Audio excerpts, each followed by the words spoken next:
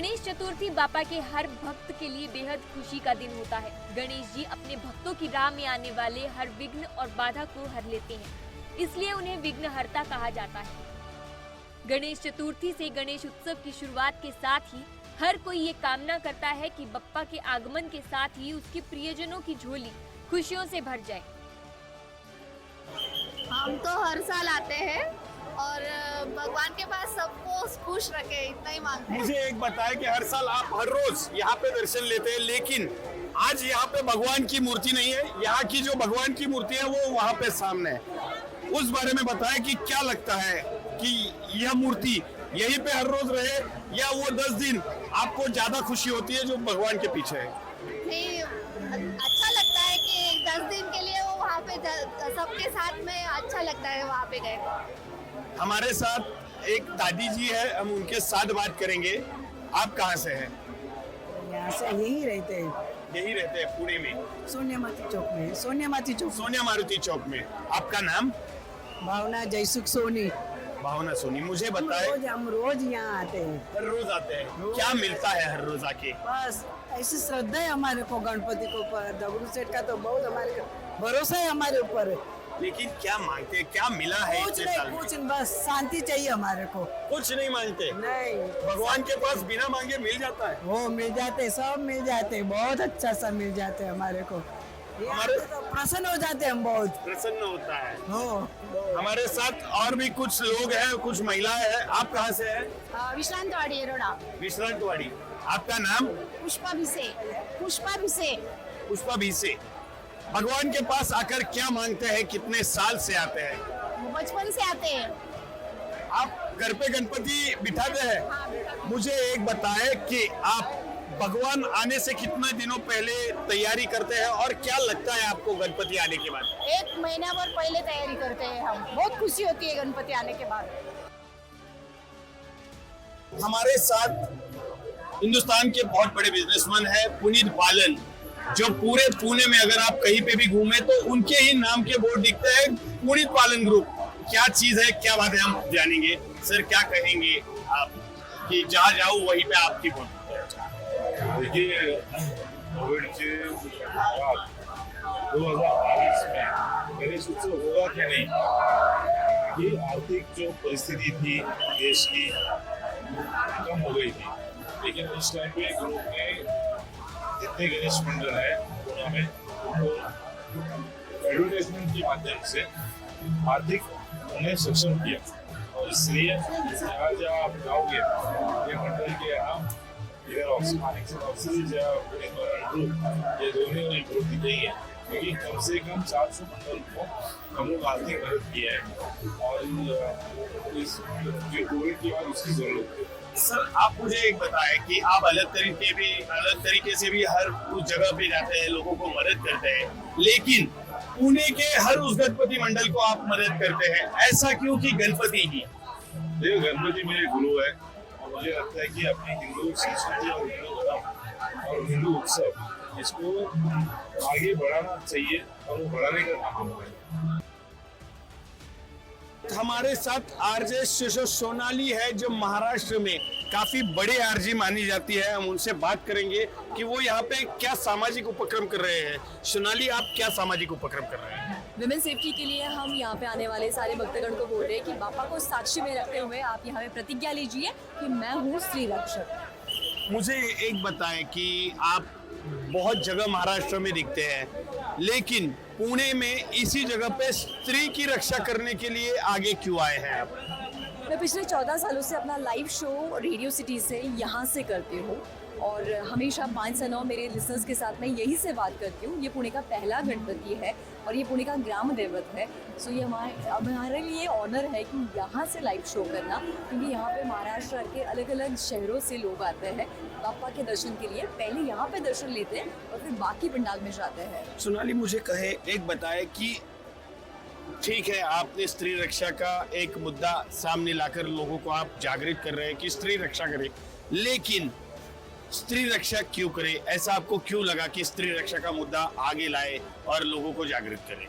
हम रोज़ अलग अलग खबरें पढ़ते हैं सोशल मीडिया पे, बहुत सारी चीज़ें हमें दिखती है और तब हम आक्रोश करते हैं, संताप करते हैं और हमें ऐसा लगता है कि इस आक्रोश, इस गुस्से को अगर सही मायने में अगर हम ये एनर्जी डाइवर्ट करें, मतलब जो होने के बाद गुस्सा करने से बेहतर है वो ना हो। इसीलिए एज अ सोसाइटी हम अगर रिस्पॉन्सिबल बने और हमारे आसपास कुछ गलत हो रहा है तो उसके लिए आवाज़ उठाएं।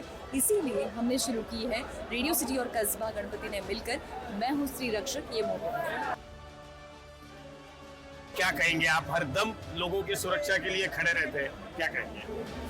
हमारा काम ही है इस लोगों की सुरक्षा करना, यहाँ एरिया का सेफ करना और कुछ नहीं। पप्पा हमारे साथ है, हर साल हमारे साथ रहते हैं।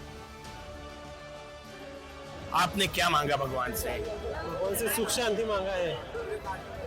हर वो इंसान जो कहते हैं कि हमने भगवान से सुख शांति मांगी है, हर उस जगह पे सिर्फ खुशी हो। और यहाँ पे आपने क्या मांगा भगवान से?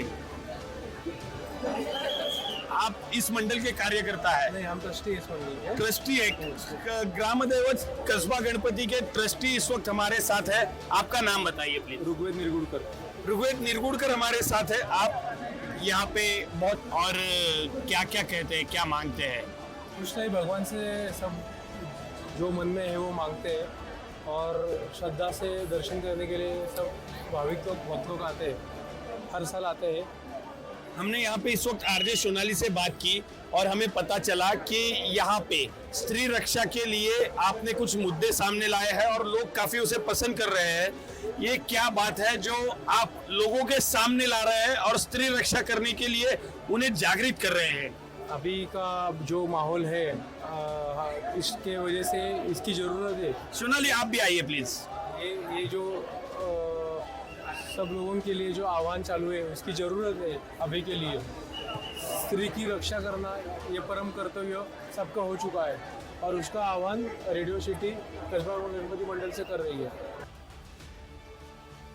गणेश उत्सव की शुरुआत ही हुई थी कि हम सोसाइटी में कुछ ट्रांसफॉर्म कर सकें, समाज प्रबोधन कर सके और जहाँ पे धर्म की छत्र छाया में संगठन होता है तो अगर वहाँ पे एक विचार जो सोसाइटी में बदलाव ला सकता है तो वो क्यों ना लाया जाए। गणपति पापा को विघ्नहर्ता कहते हैं और अगर किसी भी फीमेल से आप पूछेंगे तो वो कहेगी कि हमारी सेफ्टी, मतलब हम अनसेफ है।